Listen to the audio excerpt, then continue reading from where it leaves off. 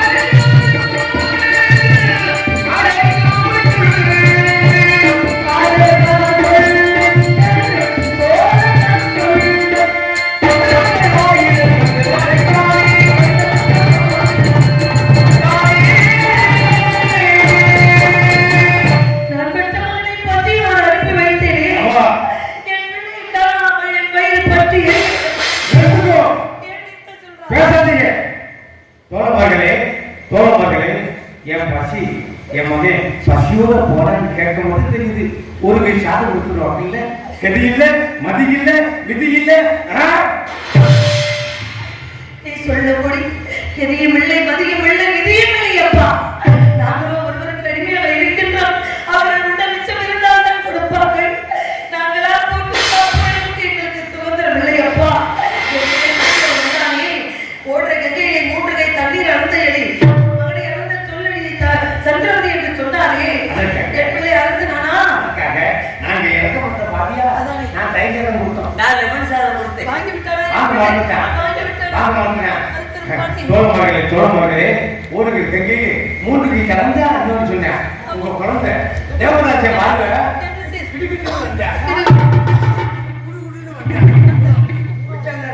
ஆமா கங்கையில கலத்த விட்டேன் கங்கையில கலத்த விட்டு தூசியை விளக்கிட்டு அந்த பிஞ்சு கலத்தினால எப்படி ஆமே உங்க மகே லோகிதாசன் எப்படி தேவராஜன் அவங்க ஐயா அதே வாயா அவங்க ஐயா அதே வாயா அவங்க ஐயா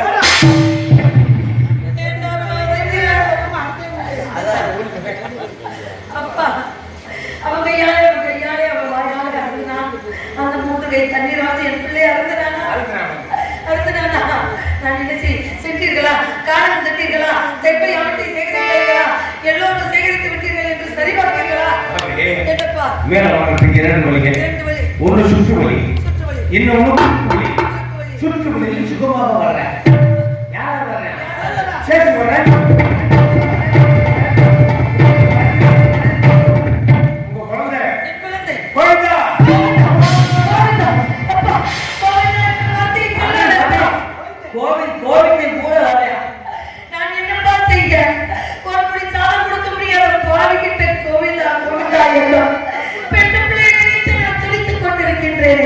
நான் என்ன செய்வேன் ஐயா என்ன செய்வேன் தோழரை விட்டு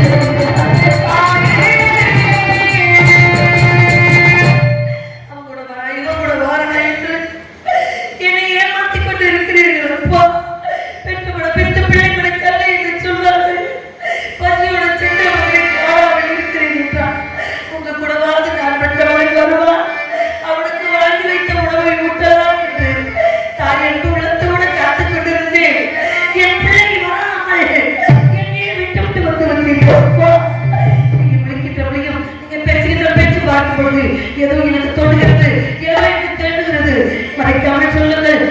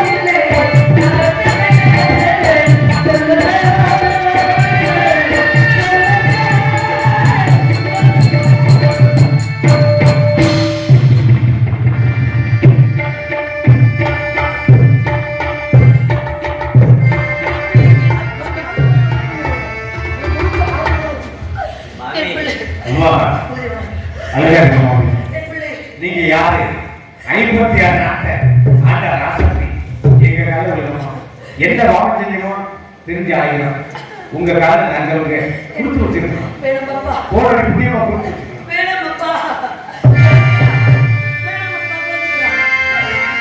என்ன பாவம் செய்யணும் இக்கரைக்கு அழகாக இருக்கின்றேன் என் காலில் விழுகாதீர்களப்பா என் பிள்ளைக்கு என்ன நடந்தது அதை மட்டும் சொல்லுங்க நாங்கெல்லாம் வாங்க சகல சமத்துகளை சேகரிச்சோம் காரை முன்னே முஷ்ட மா இலை புரண்ட சகல சமத்துகளை சேகரிச்சுட்டு குழந்தை லோகிதாசை ஒன்ன வளர்ந்தேன் பெற்ற தாய் பிள்ளை மறந்துவிடுமா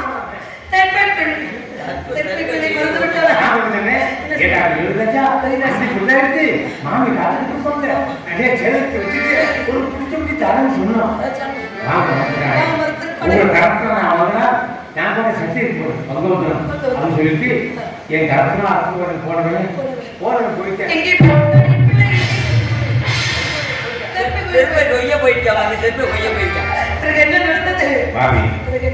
மனதில் தரப்படுத்திக் கொள் என்ன செய்யும்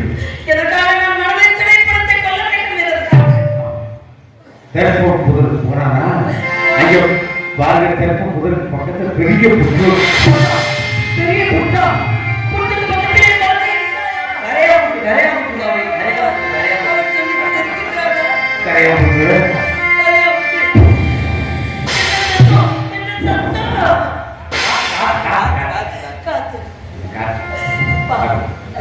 எங்களை மன்னிக்கு இவ்வளவு நேரமா இது நேரம் வரைக்கும் பொய் சொன்னோம் கேட்டுக்கிட்டே இருந்தீங்க இப்போ உண்மையை சொல்லப்போம் நான் வரைக்கும் உண்மையை சொன்னீர்களா பொய் சொன்னீர்கள் என்று சொல்கிறீர்களே அப்பா நான் பொய் சொன்னேன் இப்பொழுதுதான் உண்மை சொல்லுவோம் வாரி என்ன உண்மை சொல்லுங்கள் அந்த புத்தகம் பெரிய கருணாக வந்து உலகத்தை செய்தி ஐந்து எப்படி கருணாக விட்டதா எப்படி கருணாக விட்டானே நான் செய்த சத்தியம் உண்மை நான் காத்த சத்தியம் உண்மை நான் செய்த தர்மமெல்லாம் உண்மை அப்பா சத்தியத்தை காத்தவர்களை நீதிப்படி நடந்தவர்களை ஒருபோதும் கருணாக என்ன செய்வது இது கிடையாது நீங்க வணங்கக்கூடிய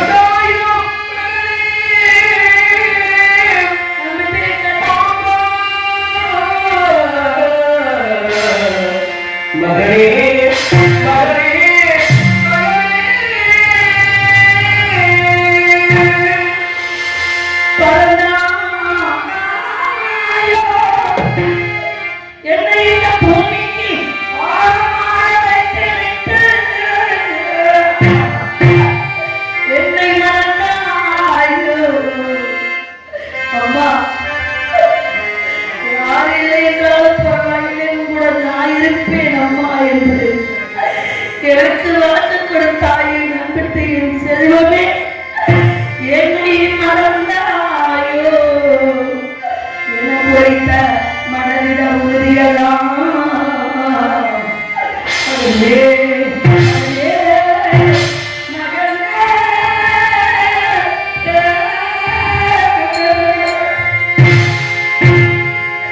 எனது காணோ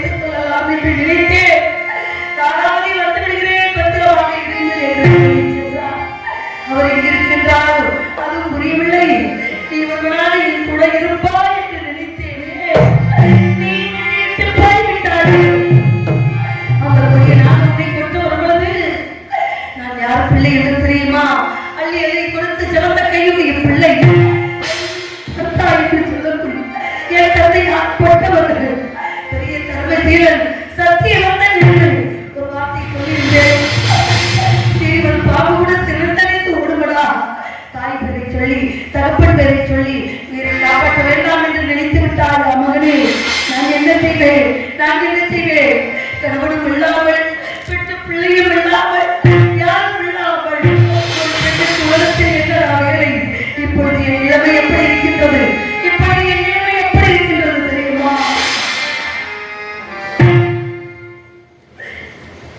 நீரில்லா கிணறானே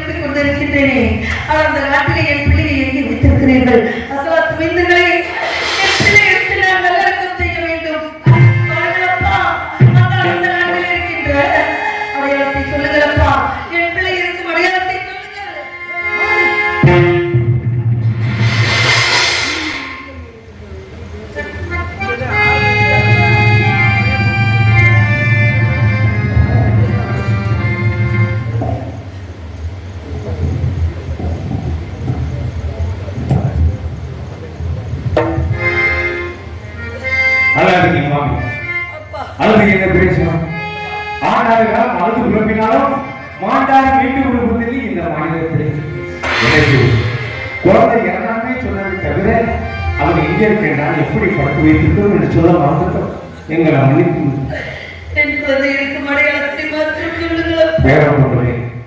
மேல வாழ்ந்து பெரிய ஆரோக்கியம் இருக்கு. ஆழமான அடியில குழந்தை படுக்க வைத்து அந்த பிஞ்சு இதயத்தில் எங்க நெஞ்ச கல்ல ஜாக்கி குழந்தை மேல பெரிய பாரங்கள் எப்படி மறந்து வந்தது? நிலவனாந்தரம் செல்ல போகிறேன் அம்மா. என்னுடைய யாராம் வருகிறார் என்று கேட்டார். கூட்டாளிமார்கள் அனைவருமே வருகிறார் என்று பெயரை சொல்லி கோவிந்தண்ணா வருகிறார் என்றால் வழிநடுவே கரையெல்லாம் சொல்வார்கள். அவர்கள் சொல்லும் கதையை கேட்டுக்கொண்டு பசி பொறுத்துக் கொண்டு கற்பையான பேசுகிறது வருவேன் தாயே என்று சொன்னானே. சொன்னானே அந்த பிஞ்சு நெஞ்சுகளை பாராமல் வைப்பதற்கு எப்படி பாவி? நான் இறக்கப்பட்ட பாவி இல்லை. நான் கொடிய நெஞ்ச படித்தவன் நான் இல்லை. அதோ பிஞ்சு இதயத்தில் அதோ கொடிய மனம் அங்குள்ள நாய்களும் நரிகளும் குழந்தை சின்னவனா கொடுத்துட்டோம்னா அதற்காகத்தான் இறக்கும்போது இந்த தாய்க்கு ஏதேனும் ஒரு ஆறுதல் வார்த்தை சொன்னானப்பா. ஒரே ஒரு வார்த்தை சொன்னான். தோழர்களே தோழப்பட்டேன் பூர்வத்திலே எனக்கு மனித குறைவே வேண்டாம். ஆனா மீண்டும் மனித குறைவாக நான் பிறந்தால் என் தாய் வீட்டில் மகனாக பிறக்கும், என் தந்தை வீட்டில் மகனாக பிறக்கும். அவர்கள் ஆத்மாக்கும் வேதம் வேதிய நிலத்துக்கும் ஆறு மாதத்துக்கு அதெல்லாம் போட்டு வந்து அதை புறாங்க ஒன்றுனா போட்டு வந்துருக்கும் சென்று அதை கூட சென்று குழந்தை எடுத்து நல்ல சுவாமி நம்மளை திறந்து விட்டால் மேலமாகிறது. எந்த செய்தி உங்களிடம் சொல்ல வேண்டும் என்று நினைக்கின்றேன் சுவாமி. தாங்கள் எங்க இருக்கின்றீர்கள் ஒன்றுமே புரியவில்லை. என்றிருந்தால் விரைவாக வர வேண்டும் என்பது என்னுடைய கட்டளை சுவாமி. விரைவாக வர வேண்டும் என்பது என்னுடைய கட்டளை.